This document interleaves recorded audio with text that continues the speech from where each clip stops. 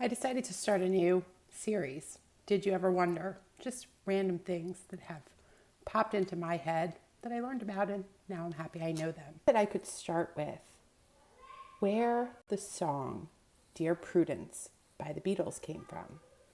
And what originally piqued my interest was I began reading Pattie Boyd's autobiography, Wonderful Tonight, which I really enjoyed.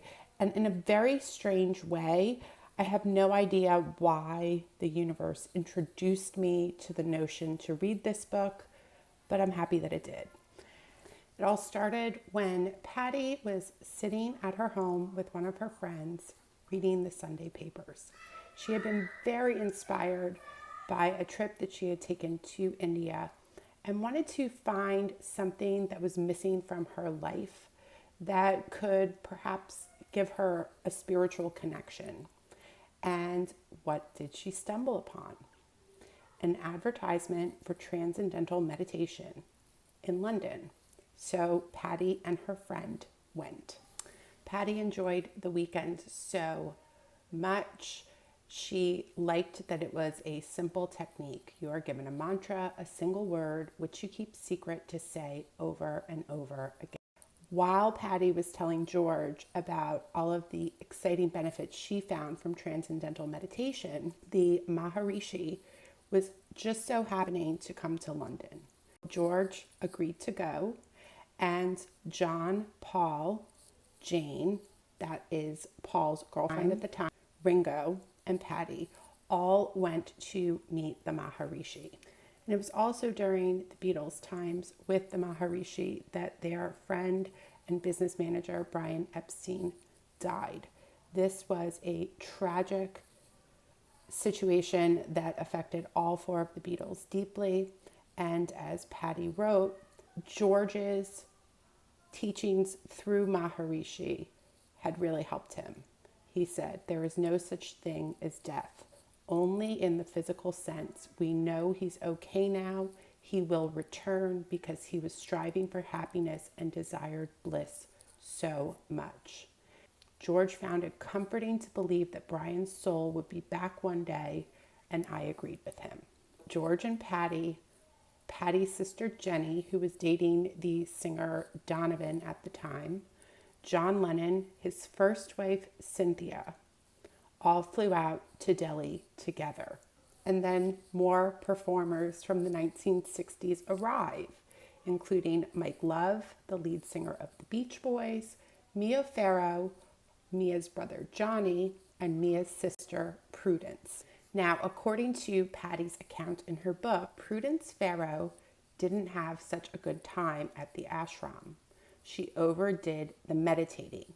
We couldn't get her to come out of her room. She stayed in it for something like 2 weeks, as if she was in a trance. We took it in turns to visit and talk to her, but to no avail. She was trying to reach God faster than anyone else. We were worried, and so was Mia, Prudence's sister. Even the Maharishi was concerned. When she finally came out, he told her she must meditate only in short bursts. John wrote a song for her, Dear Prudence, and the boys would stand outside of her room and sing it to her. Interestingly enough, Prudence Farrow Bruns has a different recounting of the story where she entirely and completely embraced transcendental meditation. She has her PhD in Sanskrit, and she is still a practitioner of those teachings today. Ringo and his wife Maureen were the first to leave. The food and the bugs had gotten to them. Then Paul and Jane left after about a month because Paul wanted to get back to the business at hand of Apple. The two who were most engrossed, and this is according to Pattie, by the Maharishi's teachings, were John and George. They would meditate for hours, and George was very focused. I, being Pattie, loved meditating, but can't sustain that sort of intensity for long. And some of the most unforgettable songs and music actually came out of the Beatles' time in India. But things did take a turn, And one of those things was Mia Farrow told John Lennon that she thought the Maharishi had been behaving inappropriately, that he had made a pass at her. John threw a hissy fit. Come on, we're leaving. Another one of the Beatles employees, he was called Magic Alex. He was a sound guy for them, was also on the trip. And he was in John's ear basically saying, it's black magic, it's black magic.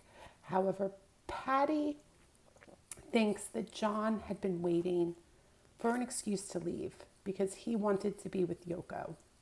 Whatever the truth, they left. George, Pattie, and her sister Jenny were the last to leave. And they only left when George woke up one morning and said, come on, we're leaving.